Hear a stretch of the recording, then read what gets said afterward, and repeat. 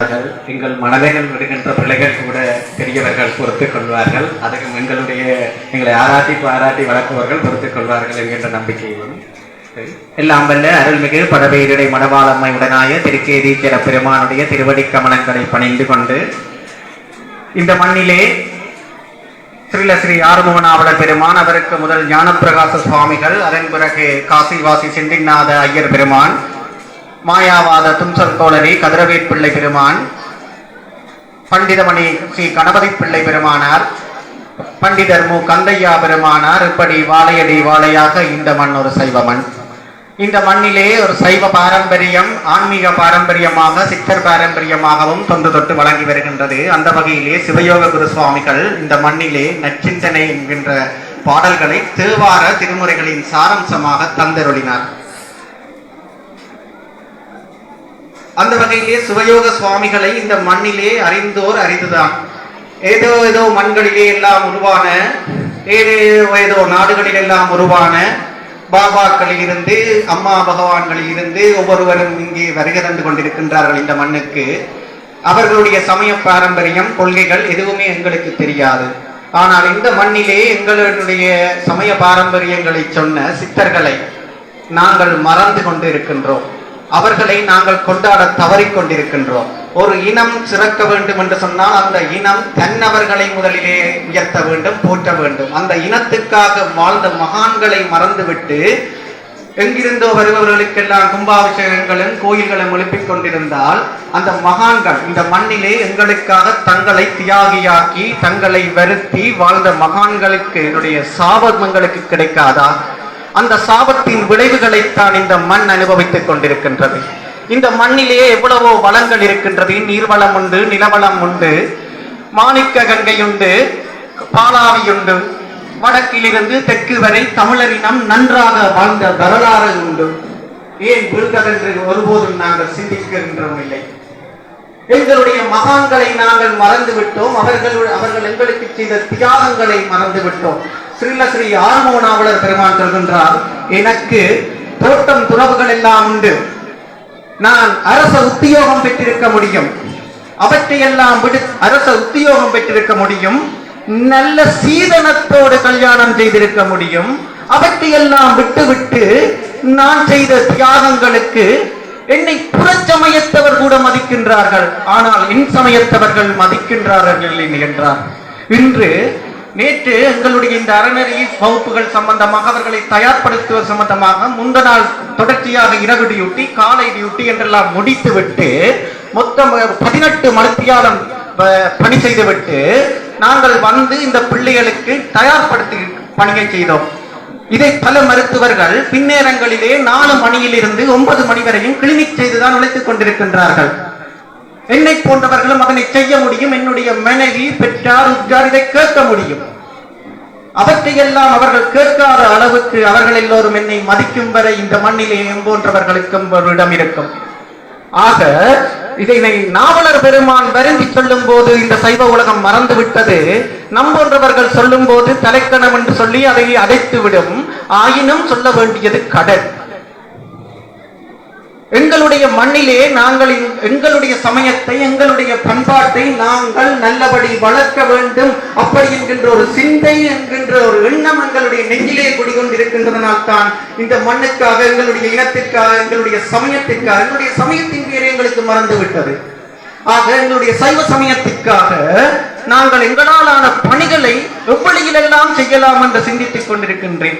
என்னுடைய நண்பர்கள் சத்திர சிகிச்சை நிபுணர்களாக, இதய சத்திர சிகிச்சை நிபுணர்களாக எல்லாம் வந்திருக்கின்றார்கள். அவர்கள் ஒரு சத்திர சிகிச்சை செய்தால் 3 லட்சம் 4 லட்சம் உழைக்க முடியும். நான் சிந்தித்தேன், அடடா, நான் இதனை செய்திருந்தால் இன்று அந்த 3 லட்சத்துக்கு இந்த நிகழ்ச்சியை மிக அருமையாக செய்திருக்க முடியும். உங்கள் எல்லோருக்கும் வயிறு போர் நிறையுமாறு உணவளித்து உங்களை எல்லோரையும் செல்ல வைத்திருக்க முடியும் என்று நான் படிக்காததை இட்டு மனம் வருந்துகின்றேன். நீங்கள் எல்லோரும் என்னுடைய பிள்ளைகள், அதாவது எனக்கும் ஒரு மகள் இருக்கிறாள், அவளுக்கும் பசி இருக்கும், அதுபோல் உங்கள் எல்லோருக்கும் இந்த இரவு நேரத்தில் பசி இருக்கும். உங்களை எல்லோரையும் இப்படி இருத்தித்தான் ஒவ்வொரு முறையும் நிகழ்ச்சி செய்கின்றோம். ஏனென்றால் நாங்கள் 5க்கும் 10க்கும் ஒவ்வொருவரிடம் இருந்து கொண்டு ஒரு மருத்துவராக இருந்து கொண்டு ஏனையவர்கள் என்னை போல் சக தொழில்களில் இருந்து கொண்டு எங்களுடைய வாழ்க்கைக்கு எங்களால் போதாமல் நின்று கொண்டு எங்கள் இனத்துக்காக இறந்துதான் நாங்கள் இங்கு பணியாற்றுகின்றோம். எனவே குறைகளை எல்லாம் உங்களுடைய ஒரு மூத்தவன் விடுகின்றான் என்று மன்னித்தருளுமாறு அன்போடு வேண்டிக் கொண்டு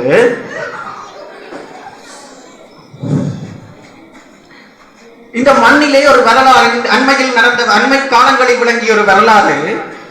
திரு கந்தையா நீலகண்டன் பெருமகனார் இருந்த காலத்திலே ஒவ்வொரு மூலையிலும் முடுக்கிலும் சைவ சமயத்திற்கு ஒரு பிரச்சனை என்றால் அந்த இடத்துக்கிலே அந்த ஒரு சைவ ஆளுமையாக நிற்கின்ற ஒரு வரலாறு இருந்தது. அந்த வரலாறு தொடர்ச்சியாக இந்த மண்ணிலே இருக்க வேண்டும்.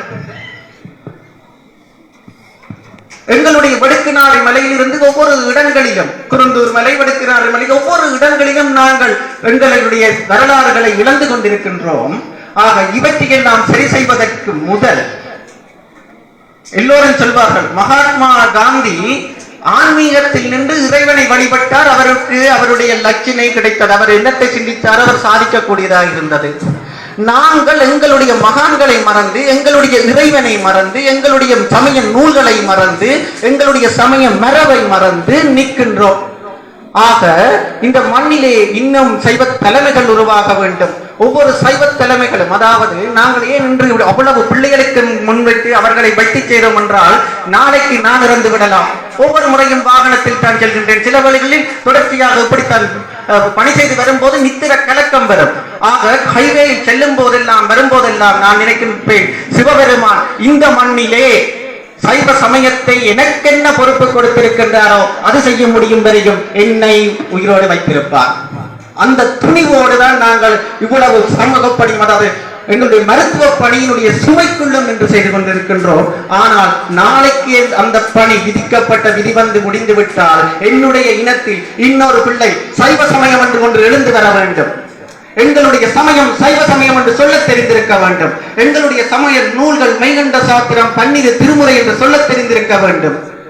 ஆக எங்களுடைய சமயம், எங்களுடைய கடவுள் சிவபெருமான் என்று சொல்ல தெரிந்திருக்க வேண்டும். எங்களுடைய சிவ ஞானிகள் யோக குருசுவாமி என்று சொல்ல தெரிந்திருக்க வேண்டும்.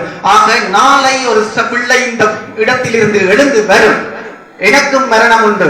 ஆக நாங்கள் மரணமாகும் போது அடுத்த சந்ததி இதை கொண்டு செல்ல வேண்டும் அப்படி என்கின்ற ஒரு எண்ணம் எங்களுடைய இப்போது உதித்ததோ. எங்களுடைய பெரியோர்கள் எங்களை அரவணைக்கிற தன்மை குறைவாக இருக்கும் போதுதான் நாங்கள் சிந்தித்தோம். எங்களுடைய இளையவர்களை நாங்கள் அரவணைத்து உயர்த்தினால்தான் நிச்சயம் அடுத்த தலைமுறையாவது தொடர்ச்சியாக ஒரு மரதன் ஓடுவது போல் இனத்தை தொடர்ச்சியாக கடத்துகின்ற பாரம்பரியம் பெறும் என்று.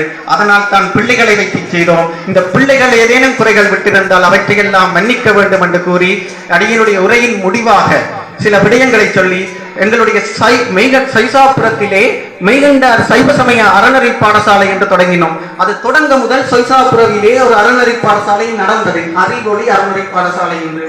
அவர்களுடைய அங்கு பிள்ளைகளை அவர்கள் அறநெறி பாடசாலைக்கு அனுப்பவில்லை.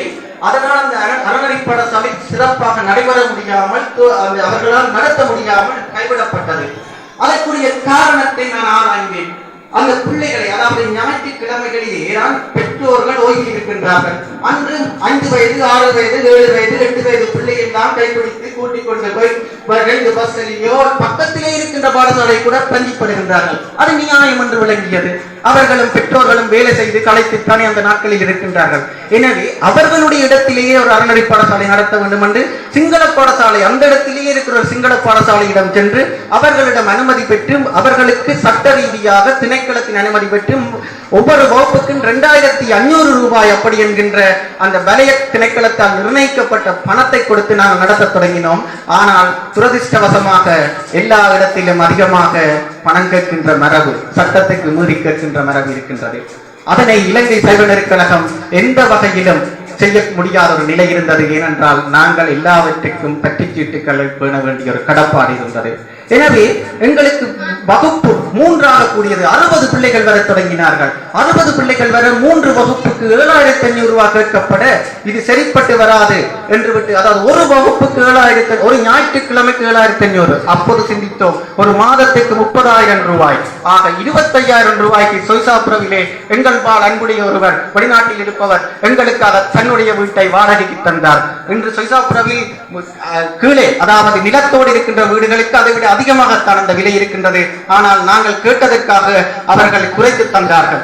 இன்று அந்த அந்த சொய்சாபுர வீட்டில் தான் மாதம் 25 ரூபாய் நாங்கள் செலுத்தி அதை நடத்தி கொண்டிருக்கின்றோம். பிள்ளைகளுக்கு உணவு கொடுக்கின்றோம். அதாவது உணவு என்பது எங்களுடைய, அதாவது கடலை, கவுப்பி இப்படியானவற்றை எல்லாம் பிள்ளைகளை, கடலை போன்றவற்றை கொடுக்கின்றோம். பிள்ளைகளுக்கு ஜூஸ் கொடுக்கின்றோம், குளிர்பானம் கொடுக்கின்றோம். ஆக வருகின்ற பிள்ளைகள் தங்களுடைய வயிற்றிலே பசியோடு புண்ணோடு இருந்து விடக்கூடாது என்கின்ற ஒரே சிந்தனையினால் தான். ஆக எங்களுக்கு ஒரு மாதம் 40,000 ரூபாய் செல்கின்றது. இங்கே சித்தாந்த கருத்தரங்கு மாதம் நடத்தி கொண்டு வந்தோம். அதற்கு இந்த மண்டபத்துக்கு 25,000 ரூபாய் எங்களுக்கு செலவாகி கொண்டிருந்தது. பிறகு எந்த பணிக்கு செலவழிப்பது என்று தெரியாமல் இறுதியில் எங்களுடைய சின்ன பிள்ளைகளை நாங்கள் வளர்க்க வேண்டும் அப்படி என்று சித்தாந்த கருத்தரங்கை சில காலம் இடைநிறுத்தி அந்த சொய்சாபுர பணியை நடத்தி கொண்டிருக்கின்றோம். ஒவ்வொரு மாதமும் நிதி இருக்காது. ஆனால் இறைவனை நாங்கள் வாசி தீரவே காசு நல்குவீர், வாசி தீரவே காசு நல்குவீர் என்று பதிகம் படிப்போம். எப்படியோ ஏதோ ஒரு வழியில் 5,000, 10,000, 5,000, 10,000 என்று வந்து சேரும். அதற்றை அது இறந்து நாங்கள் கேட்கும் போது வந்து சேரும். அவற்றை வைத்து ஈடு கட்டி கொண்டிருக்கின்றோம். உங்களை போன்ற பெரியவர்கள், நான் உங்களிடம் நேரடியாகவே விண்ணப்பம் வைக்கின்றேன். எங்களுடைய பொறுப்புகளை நாங்கள் பணி செய்கின்றோம், எங்களுடைய வியர்வையை சிந்துகின்றோம், எங்களுடைய நேரத்தை சிந்துகின்றோம். எங்களிடம் நிதி இல்லை. அந்த நிதிகளை பொறுப்பேற்கக்கூடியவர்கள் முன்வந்தால், நீங்கள் எங்களுடைய கழகத்தில், இலங்கை சைவநெறி கழகத்தினுடைய பட்டிச்சீட்டுகளோடு மிகவும் தெளிவாக எங்களுடைய கணக்குகளை பார்க்கின்ற உரிமைகளோடு உங்களை நாங்கள் கௌரவமாக நடத்துவோம். ஆனால் மீண்டும் சொல்கின்றேன், நாங்கள் எங்களுடைய பிள்ளைகளுக்காக, எங்களுடைய சமுதாயத்திற்காக, எங்களிடம் இருக்கின்ற வளங்களை தியாகம் செய்கின்றோம். எங்களிடம் சிவபெருமான் பணம் தான் பெறவில்லை. அதை தந்திருந்தால் நாங்கள் இதைவிட இன்னும் சிறப்பாக செய்வோம். ஆனால் சிவபெருமான் மனமில்லாதவரிடம் பணத்தையும் மனமுள்ளோரை ஏழையாகவும் வைத்திருக்கின்றார். அவருக்கு சைவத்தில் உடன்பாடு இல்லை போலும். ஆக உங்கள் எல்லோரிடமும் ஒரு தாழ்மையான விண்ணப்பத்தை வைக்கின்றேன். எங்கள் மீது உங்களுக்கு நம்பிக்கை இருந்தால் அல்லது விடுங்கள், எங்கள் மீது உங்களுக்கு நம்பிக்கை வேண்டாம். நாங்கள் நரகத்துக்கு ஏதேனும் ஒரு நிதி குறைபாடு எங்களால் நடந்தால் நாங்கள் நரகத்துக்கு செல்வோம் என்று சபித்துக் கொண்டு நீங்கள் கொடுங்கள். நாங்கள் சிவபெருமானை நம்புகின்றோம். சிவபெருமான் எங்கள் நெஞ்சுக்குள் இருக்கின்றார். நாங்கள் நேர்மையாக இருந்தால் சிவபெருமான் எங்களை சிவபதத்துக்கு அழைப்பார், இல்லை என்றால் நரகத்துக்கு விடுவார். அதில் உங்களுக்கு நம்பிக்கை இருந்தால் நீங்கள் அவற்றை துணிவோடு செய்யுமாறு தாழ்மையோடு வேண்டிக் கொண்டு, இந்த நிகழ்ச்சியிலே ஒரு ஆஸ்திரேலியா நாட்டிலே இருக்கின்ற ஒரு பெரியவர் சிவஞான சித்தர் அப்படி என்கின்ற நூலை எழுதியிருக்கின்றார். அவர் இந்த நூலை இந்த நிகழ்விலே வெளியிட்டு வைக்குமாறு, அதை அறிமுகம் செய்து வைக்குமாறு வேண்டிக் கொண்டார். இந்த அறிமுகத்தை எங்களுடைய சைவமங்கேற் கல்லூரிய திருமதி வளர்மதி சுமாதரன் ஆசிரியர் அவர்கள் செய்திருக்கின்றார்கள்.